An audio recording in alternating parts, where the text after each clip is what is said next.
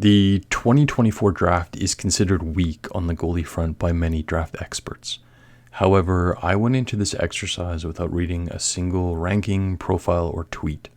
I've watched sped up packages and games of almost every draft eligible goalie in the main draft pools, including the CHL, USHL, some high school hockey, but that was kind of hard to get tape on, the AJHL, BCHL, NCAA, MHL, VHL, KHL, Czechia U20, Sweden's U20, Mestis, Finland's U20, Swiss League, Swiss U20. I even watched every major U18 and U20 tournament, including the Hlinka. I know a lot of people don't like the Hlinka. And whenever I saw someone interesting, I wrote their name down and I started to focus on actual games. If I didn't see much after a couple of viewings, I bailed. And those that I like, I stuck with, and I stuck with, and I stuck with, and I kept watching.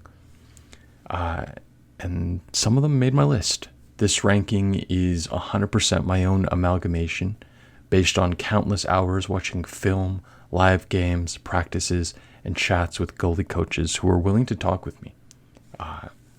It's very much a thought exercise of, can I actually scout? Based on what I've read in some of these post lists, like from Bob McKenzie or Elite Prospects or even Hockey Prospect, it's my belief that the draft is extremely undervalued, and there are some very intriguing netminders who've fallen through the cracks and outshine many of the notable goalies in the draft class that everyone seems to be talking about. Granted, there's not a stud goalie prospect like a Vasilevsky or an Ottinger, but there is potential for NHL players to come from this list. In my opinion, this will go down as a very underrated goalie class when measured against the status quo of pre-draft lists. And before I get to my top 10, I'm going to list my honorable mentions. I think 25 goalies will be taken in this 2024 draft, and I wouldn't be surprised if many of these goalies shot up the list in a year or two if someone were to do a redraft. The HMs are Zack Pelletier, Dawson Cowan, Mikus Vecvanags, the tall but probably too tall Ryan Tamelin, Cam Hendrickson, the skilled Carter George, Eemil Vinni, and someone I'm rooting for immensely, Ilya Nabokov. Yeah, I have 3 of the big goalies most scouting agencies have at the top of their lists out of mine. I was freaking out as soon as I started looking at different rankings at the end of the year. Like I saw Bob McKenzie's top 100, Craig Button's list, Hockey Prospect, Hockey News. Like, I was looking at everything and anything, and I was getting a little bit scared. But I have to trust the process. I have to trust my eyes, and I have to trust my projections. And I know many are going to probably tune me out now because someone like Carter George isn't in my top 10. Perhaps even call this clickbaity or stupid. But again, this was my totally unbiased list based solely on my viewings. But the big reason that someone like Carter George just isn't on this list is NHL projection in comparison to the 10 that will be listed. I just don't see a clear path to the NHL for a lot of these players in the honorable mentions bracket, given their skill set, their growth rate. Players like Eemil Vinni, for example, have kind of flatlined. And, I can't believe that Central Scouting ranked him number 1 for Euro goalies. That was a big surprise to me. And of course, size, like George and Nabokov are a little bit undersized at this position. I just don't see certainty at the NHL level, and I don't necessarily see certainty at the bottom of my top 10 list either. But, the bottom of my list does have projectable qualities that could sort of circumvent these words. And that's why they're on my list. So let's go. Number 10, Timofei Obvintsev. The underscouted Russian goaltender plays like Hasek meets the monkey from the MVP movies. He is disgustingly flexible, able to drop down in full splits and stretch his body to unique positions incredibly fast. And he's a very good athlete, but that's kind of where the buck stops. This is the most unrefined, high-skill goalie I've seen in the last number of years, and I don't even know how to describe his playing style. It's not quite hybrid, but I've seen some people classify it as such. Obvintsev's lack of technical skill is kind of worrying for a goalie at his level and age. He's 1 year older than the class, but he has such strong reads, a good glove. He's above average with his blocker. The size is there. He's listed at 6'4". However, I'm hearing he's closer to 6'3". And just based on some of the video that I've seen in comparison to other players who've actually been measured, I think 6'3" is probably right. He's got what you want in every goalie, an uncanny ability to make save after save, even if it wasn't there. He was well worked in his time at CSKA's B squad and faced a lot of high danger chances, which showcased his fight and just willingness to sort of stay in the game. What separates Obvintsev's attributes from someone like Ilya Nabokov, who had an unbelievable year in the KHL, is simply net coverage potential and just possibly correctable mechanics. You're drafting Obvintsev with a hope of getting him to North America, getting a good goalie coach to develop his raw skills. This notion is definitely a trend for this list, where I favor potential over base skill at the ages of 18 and 19. Number 9, Lukas Matecha.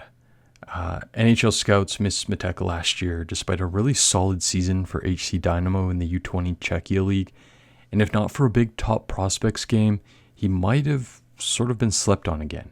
This is a big 6'3" goalie with good lateral quickness, solid reflexes, and a good ability to stop second chance opportunities, utilizing his strong reads and tracking. He has a propensity to overplay his glove a little bit, which looks stronger than it is based on slow-mo viewings, something I believe strongly in when assessing goalies, and I relied on for specific checks.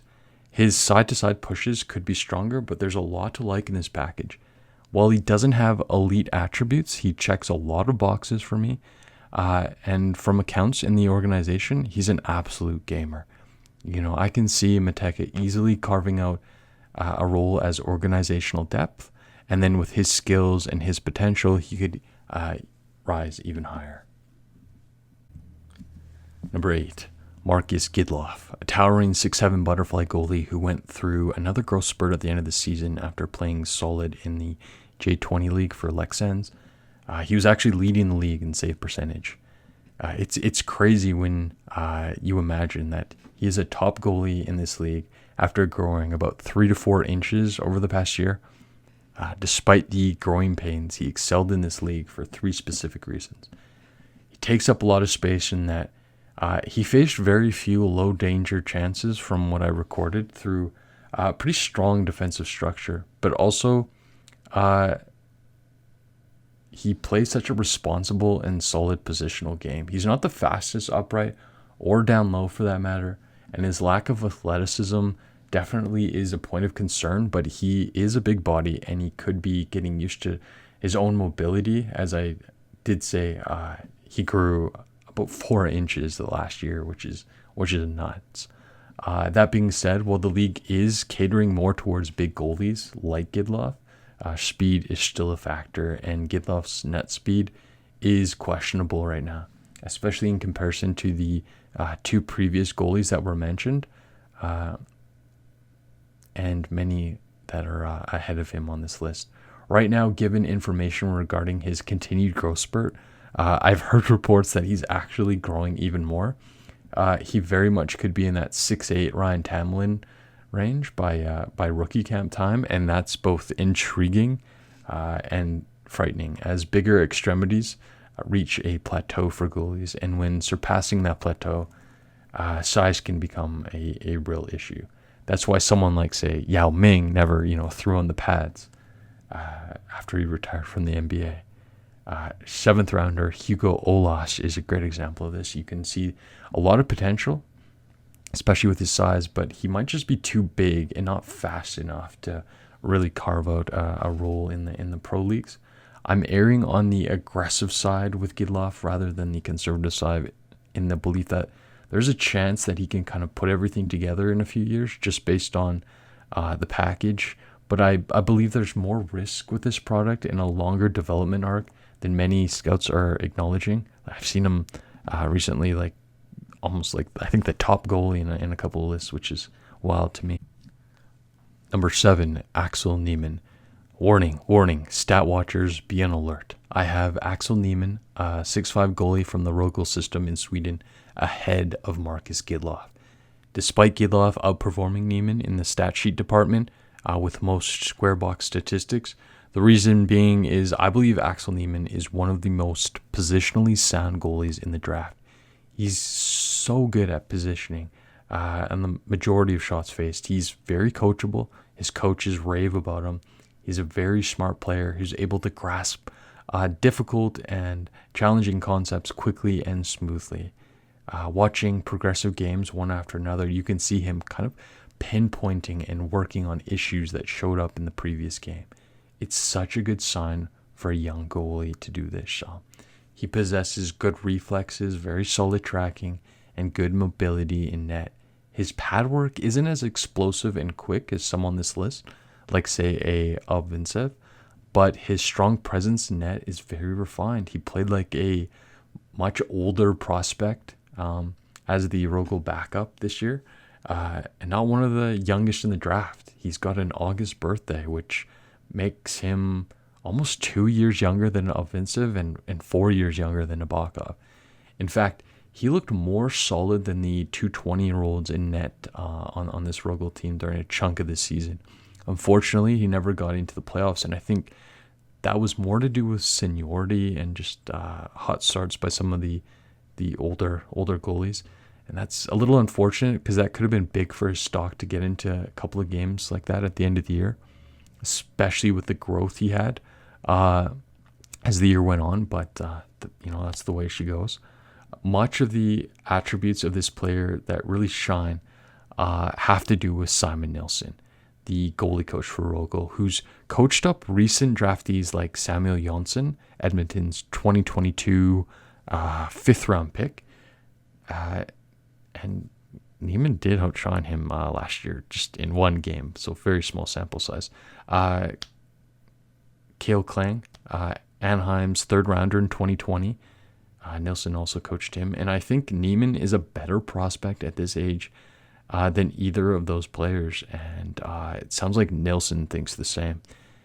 Nyman is a safe yet projectable goalie given his size, abilities, and mind, something I really value in goaltending prospects, which is why the Central Scouting's top Euro goalie, Eemil Vinni, is not in my top 10 list.